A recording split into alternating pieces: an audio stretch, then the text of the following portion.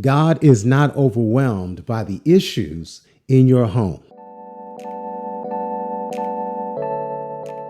Grace and peace, everybody. Welcome to Sabbath School Study Group. My name is Chris Bailey. This is a new 5-part series, still in the book of Joshua, but now we're looking at the conflict behind all conflicts. We call ourselves being in the great controversy.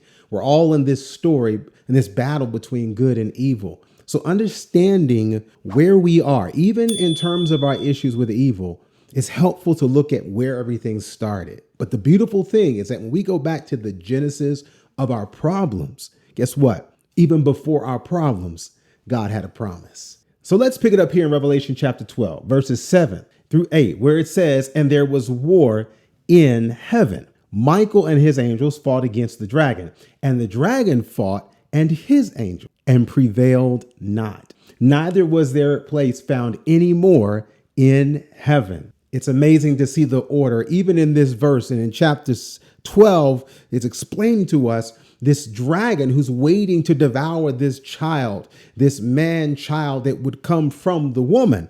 This is a parallel to Christ on behalf of his church coming into this world, but the devil was waiting. The dragon's waiting. So to see where that battle came from, the Bible takes us back to the very time where war was in heaven, heaven itself. But notice how it says there was war in heaven, but the dragon did not prevail. So bigger than the problem is God's promise of prevailing. That's a principle.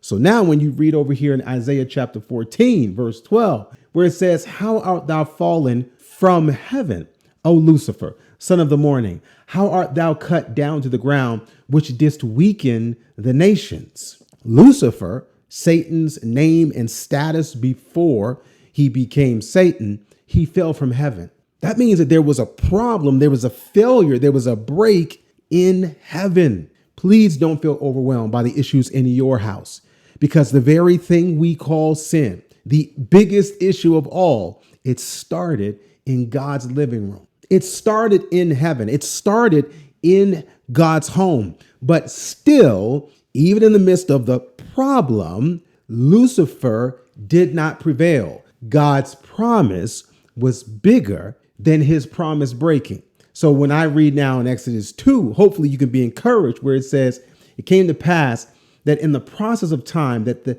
king of Egypt died, and the children of Israel sighed by reason of their bondage, and they cried, and their cry came up unto God." The same God we've read about here in Revelation 12 and Isaiah 14.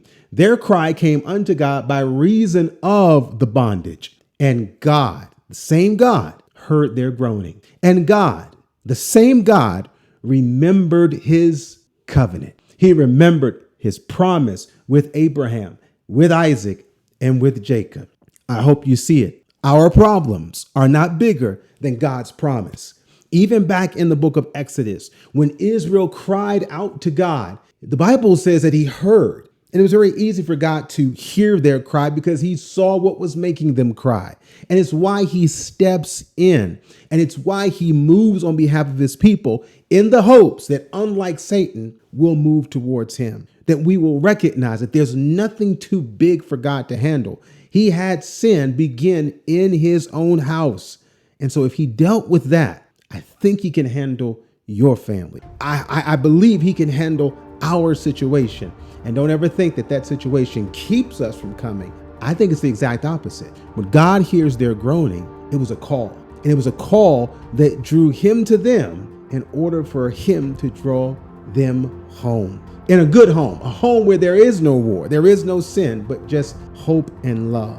If you've been encouraged by this study, and I pray that you have, please do us a favor. Hit the like button on the video, share this with someone else, and please subscribe to the channel. And we'd love to come to your church or school. And so if you'd like to see God work in your place, all you have to do is send us an email. You'll find that in the contact information in the description below.